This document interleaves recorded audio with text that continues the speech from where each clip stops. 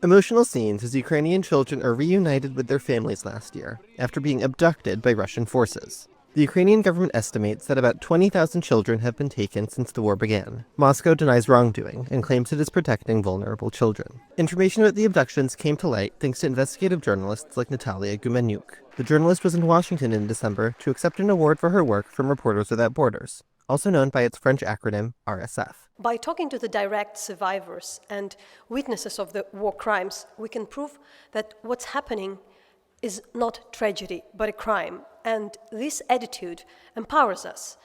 Gumenyuk is the co-founder of the Reckoning Project, Ukraine Testifies, a group that trains journalists to investigate war crimes. Gumenyuk says reporters play an important role in the conflict. Ukrainian journalism, it's far from perfect, but it exists. It's a strength. It matters. It influenced politics. It influenced government actions during the war, and it had to be cherished and preserved. At the awards, Gumenyuk called for justice for her former colleague, Victoria Roshina.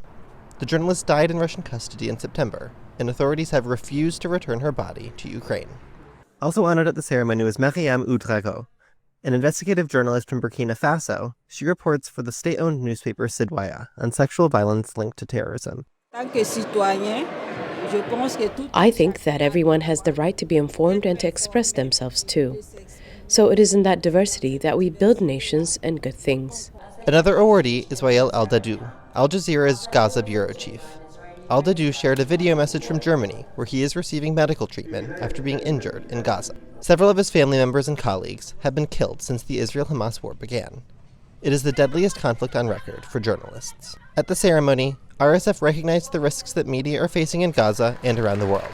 It also honored journalists from India and Belgium for their impactful work. Even if the world may look darker and darker for journalism, we will celebrate journalists who are brave, who have an impact, who are independent, and embody a free press on a daily basis.